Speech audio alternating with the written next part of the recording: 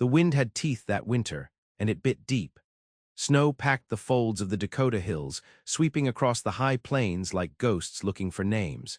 Birch branches groaned under the weight of ice, and the world sat quiet in a hush that could only mean hardship. It was the kind of cold that crept into marrow and made you question your place in it. But she rode into it anyway, a canvas coat clutched tight, the fur collar stiff with frost. Her name was June, though nobody had called her that in a long time. Most just nodded when she passed through, maybe offered a wary glance if they were the sort to look after strays. She had a horse too thin for this kind of travel, and a rifle she didn't quite know how to shoot. Still, she rode upright, not proud exactly, just unwilling to bend. She came into the town of Mercy Hollow late in the day, as the sky flared copper behind the distant ridge. The place looked like it had been carved out of the wilderness in a hurry, rows of squat buildings, wood darkened by wind and soot.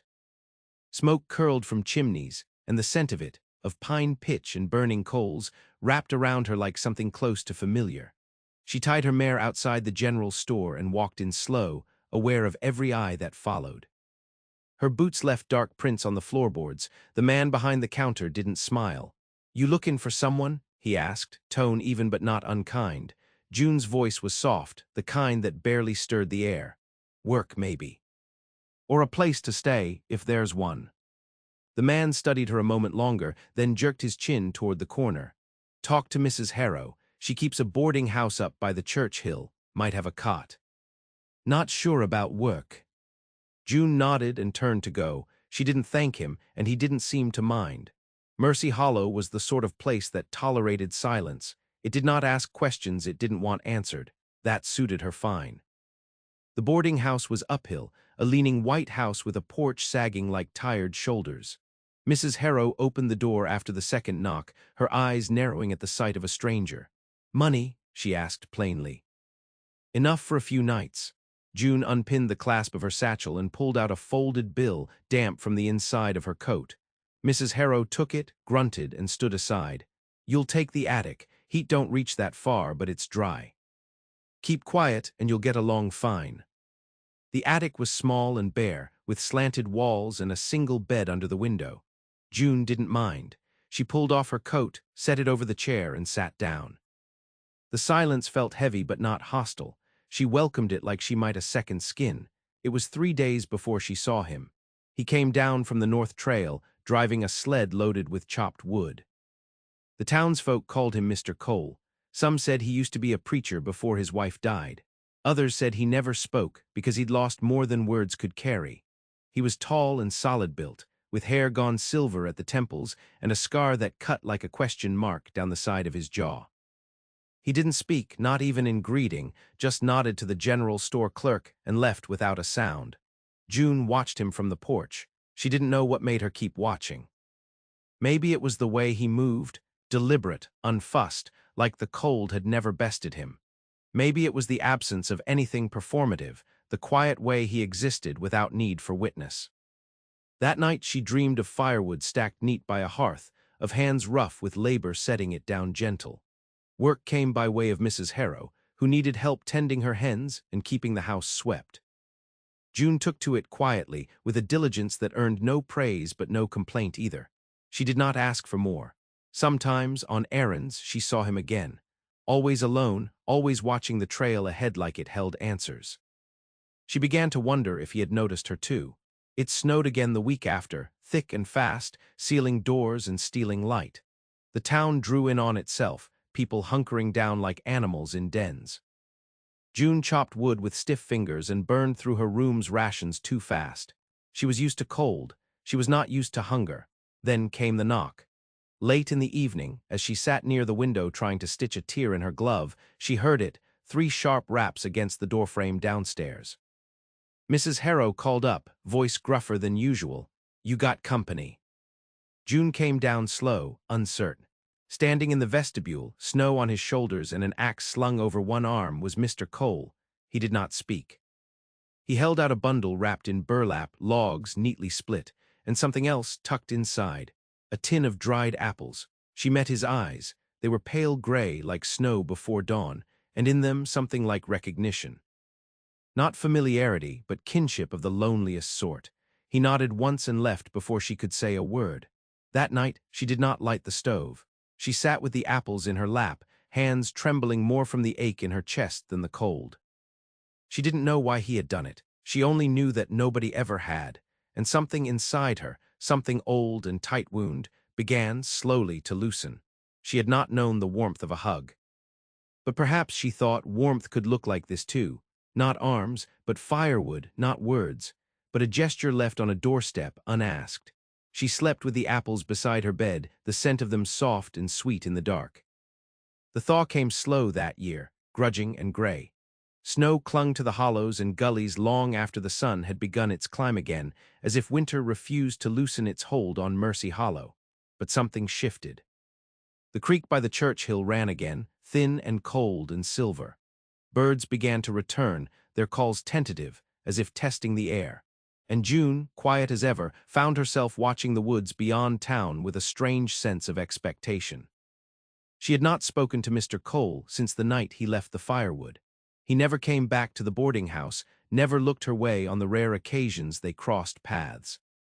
But something passed between them all the same, something that lived in silence, in the shared space of solitude.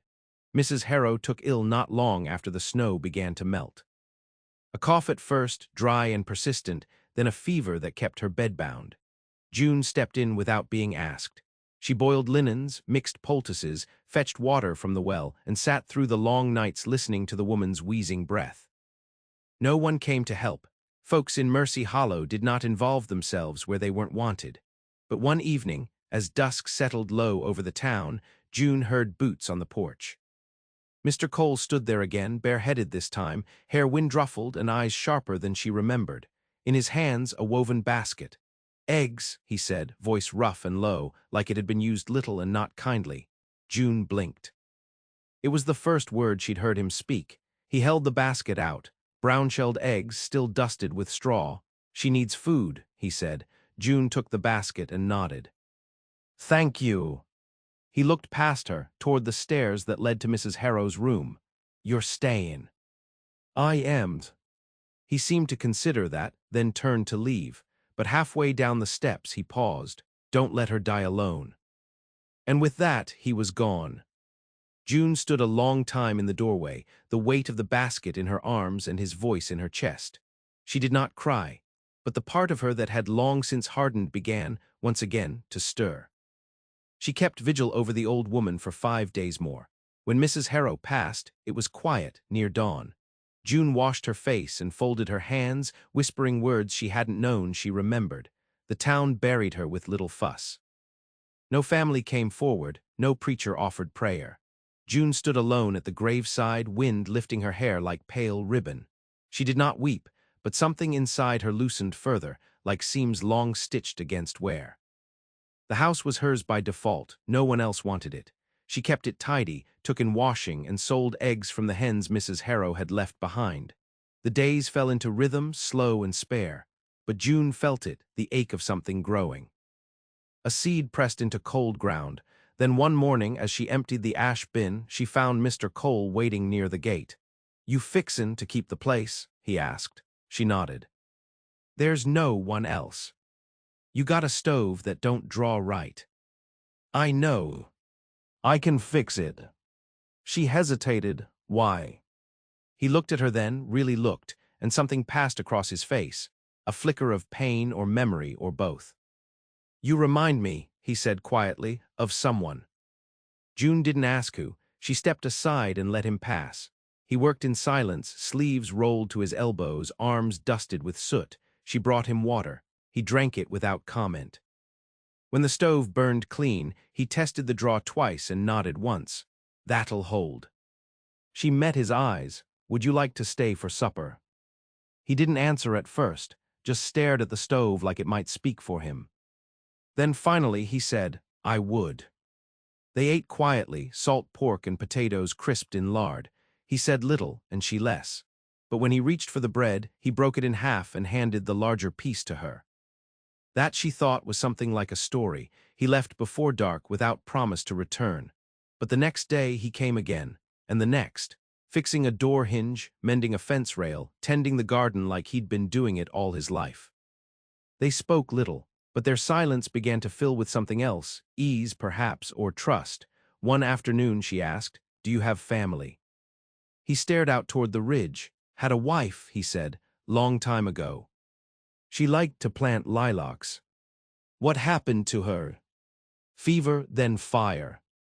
June bowed her head. "I'm sorry." He shook his head slowly. "You lose enough, you stop being sorry, you just carry it." She looked at him then, and he at her, not for long. But long enough. She didn't know what passed between them in that moment, only that it stayed with her after he left, like the smell of wood smoke or the sound of boots on snow.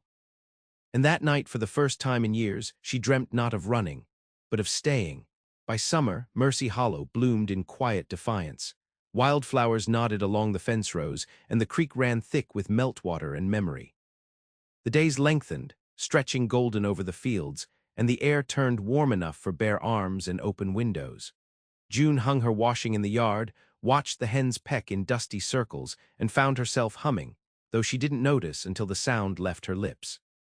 Mr. Cole came less frequently now, not for lack of want, she guessed, but because the silence between them had grown full enough to hold absence without breaking.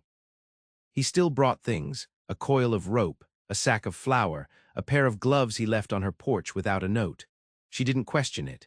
She took to mending his shirts when she found them worn, hanging them from the fence post where he'd see them and know. She never asked where he lived.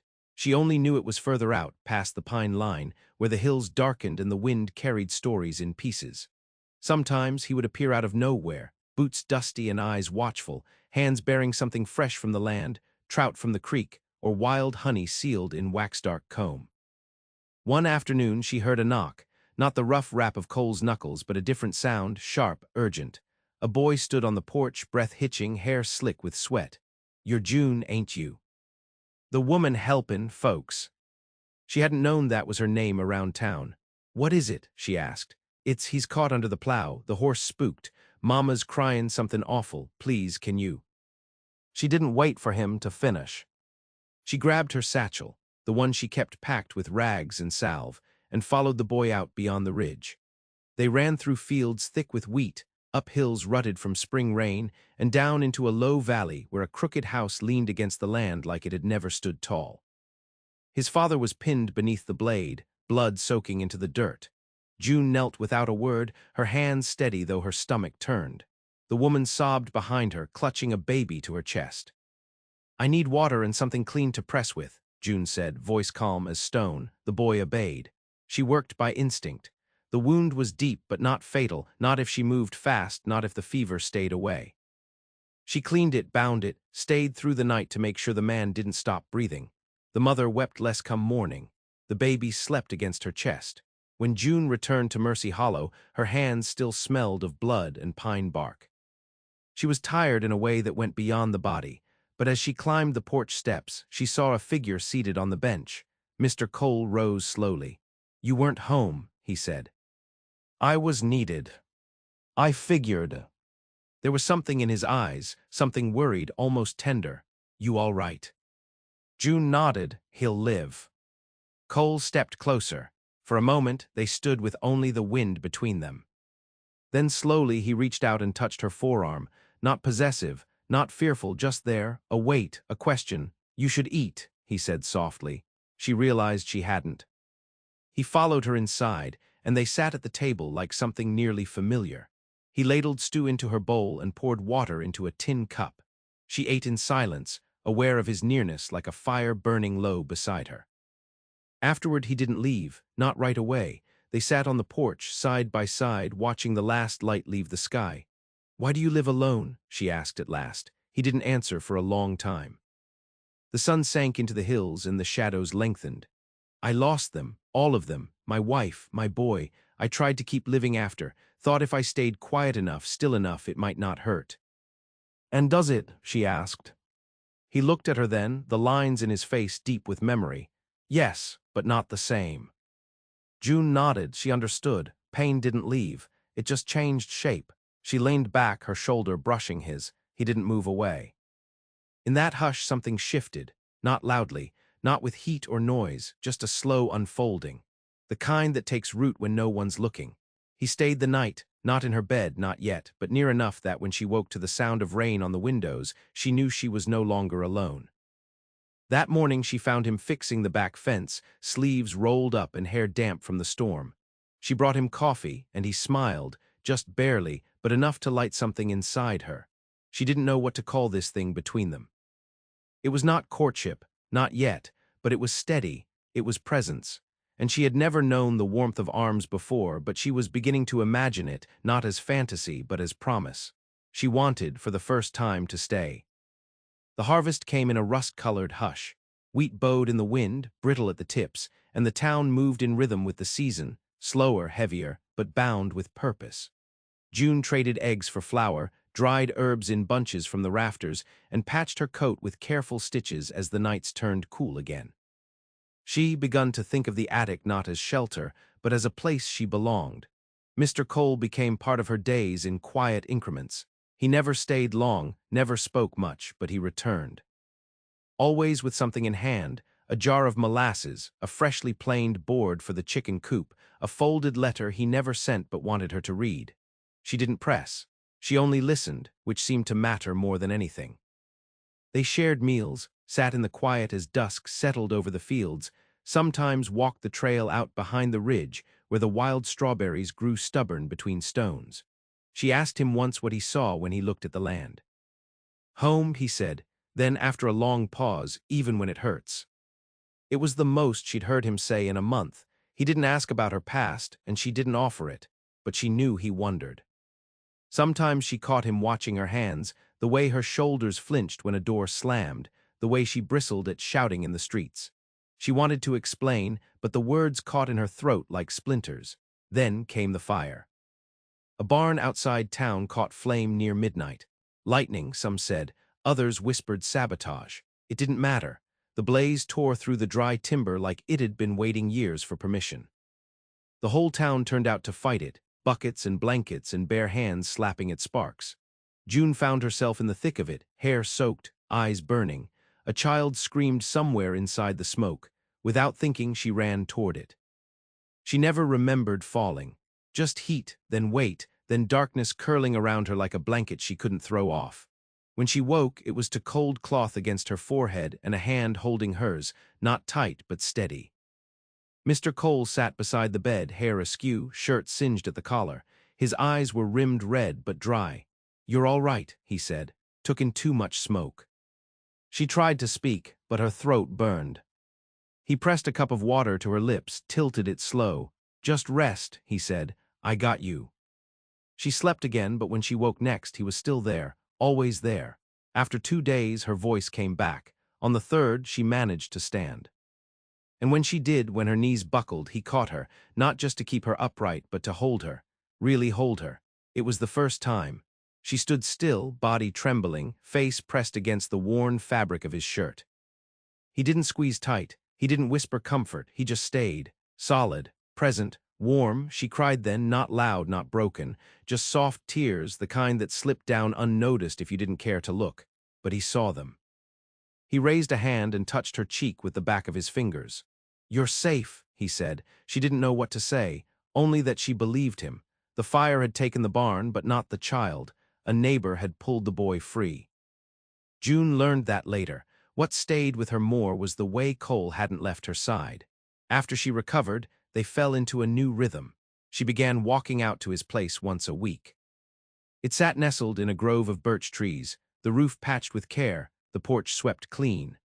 Inside, it smelled of pine resin and coffee, and the walls held the quiet weight of a life rebuilt. He showed her where his wife used to hang her herbs, where his son had once drawn on the beams with Cole. He didn't speak of them like wounds. He spoke of them like weather, things you lived through, things that shaped you. One evening she stood by the hearth, hands wrapped around a tin cup. He came up behind her and wrapped his arms around her waist, not with hesitation but reverence. She froze, breath caught. "You all right?" he murmured. She nodded, slowly. "I never had this," she said. "Not once." He pressed his forehead to the back of her neck. "You have it now." They stood there a long time, the fire snapping low behind the grate, the windows glowing faint with the last light. And June thought this must be what it is, not a rescue, but a return, not a fix, but a home. Autumn crept in with copper leaves and the hush of geese overhead. The hills blushed with rust and gold, and wood smoke curled like script across the sky. The air changed its shape, cooler, fuller, and with it June began to feel the shape of her own heart shifting, as if it were learning how to beat differently. Mr. Cole, his name was Elias, she learned, one crisp morning as they shelled beans by the window, had built her a bench out by the orchard. Just 2 planks and 4 legs, but it sat in the sun most of the day, and she found herself there more often than not. Reading, stitching, sometimes doing nothing at all. He sat beside her when he could. And when he couldn't, she still felt him there. There were moments now, soft and quiet, when she would reach for his hand, not out of fear but out of knowing. When he laced his fingers through hers, she didn't flinch, not anymore. One afternoon, a traveler came through Mercy Hollow, a man from the east, lean and sharp-eyed, asking after names she had buried years ago. June saw him from her porch, the way he moved, the way he smiled without kindness. Her blood turned cold. She didn't speak to him, didn't need to. He didn't recognize her at first, not beneath the sun-worn face and the quiet eyes. But when their gazes crossed, his expression changed. Recognition flickered like a match, and he started walking toward her. Elias stepped between them before the man could speak. "You lost?" he asked, voice low and even. The man sized him up, smirked. "Looking for someone." "Thought I saw a ghost." Elias didn't blink. "You didn't." They stood like that for a long moment, 2 men, the wind rising between them, the trees overhead trembling with the weight of things unsaid. The man left. That night June sat on the floor of her kitchen, knees drawn to her chest. Elias didn't speak. He knelt beside her, wrapped his arms around her shoulders, and let her shake against him. "He knew me," she whispered. "From before." He didn't ask what that meant, didn't ask who she had been or what she had run from. Instead, he said, "He's gone now."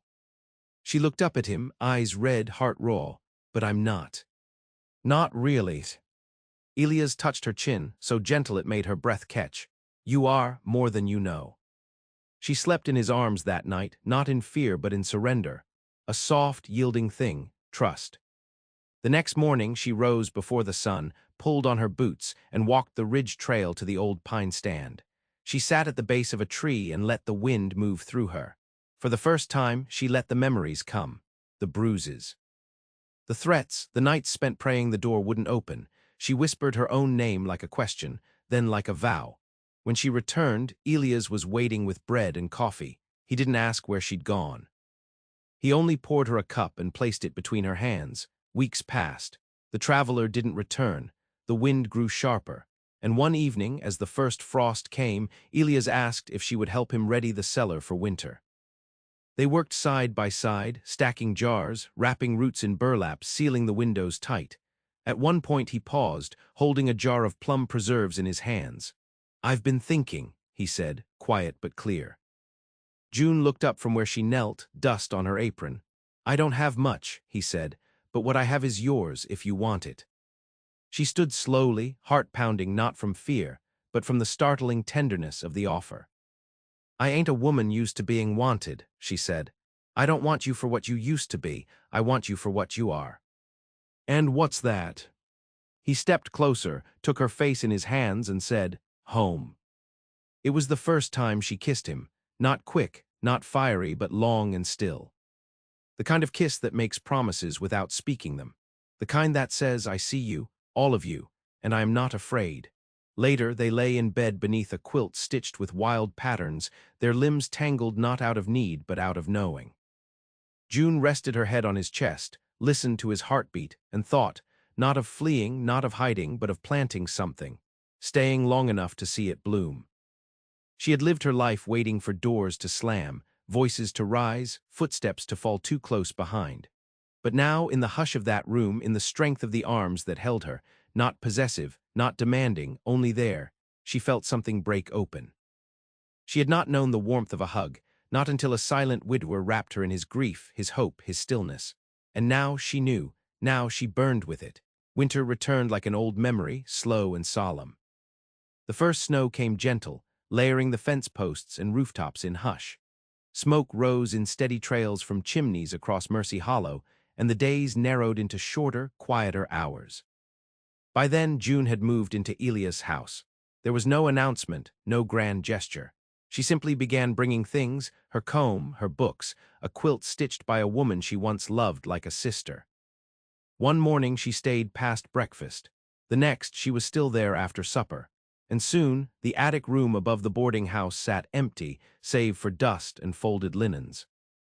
They shared the work. He split wood, she tended the hearth, both of them sewing something neither dared name. They didn't speak of forever.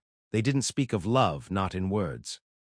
But in the way she mended his coat with care, and the way he warmed her boots by the fire, the meaning was plain. June still woke some nights with a gasp in her throat, heart galloping like a horse before the bolt. On those nights, Elias would reach for her, not urgently, not to hush or fix her, but simply to hold. She'd press her face against his shoulder and breathe in the scent of pine and sleep until the shaking passed. "You don't have to be all right all the time," he told her once, brushing a strand of hair from her eyes. "You just have to be here." And she was. Word came in early January that a family out near Crow Hollow had lost their roof in a blizzard. June packed bread and wool, and Elias hitched the sled. The trip took 2 days over frozen ground, the wind like glass and the sky pewter gray. They slept in the sled, wrapped in furs, their bodies curled together against the cold. When they reached the house, it was half buried. Inside, a mother and 3 children shivered beneath tarps and blankets. Elias went to work patching beams, June tending to fevers and frostbitten fingers. They stayed 3 nights. On the last morning, the youngest girl tugged at June's coat and whispered, "Are you his wife?" June looked to Elias, who was hammering a board into place, jaw clenched with focus. "I think I'm becoming her," she said.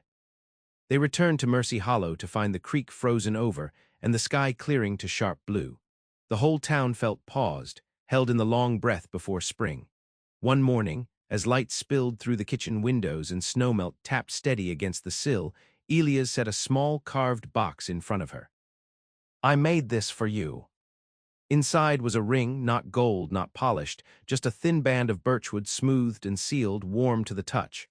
"I didn't ask for this," she said, her voice catching. "I know, but you're here.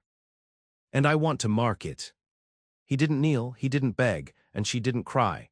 She only slipped the ring onto her finger and said, "Yes." They didn't have a preacher, just a few neighbors standing under the cedar behind the house and a sky the color of flint. June wore a dress she'd sewn herself. Elias shaved, which made her smile. They spoke no vows, only stood with hands clasped, the wind whispering its own blessings. That night, as the fire burned low and the town slept under snow and stars, June sat at the table with a pen and paper. She wrote a letter to the girl she used to be, a girl who hadn't known the shape of gentleness, who flinched at kindness and braced for harm. She wrote, "You're safe now. He held you and you stayed. Not because you were saved, but because you recognized him. Because he saw you, not as broken, but as brave." When she folded the letter and placed it in the box with the ring, Elias came behind her and wrapped his arms around her waist. "You still have trouble believing it, don't you?" She nodded, "Sometimes." "Well," he said, resting his chin on her shoulder, "I'll remind you." And he did every day, with silence and bread, with held hands and repaired fences. With eyes that never looked away. And June, who had lived so long without knowing the warmth of a hug, came to understand it not just as comfort, but as a way of being seen, of being known, of being home.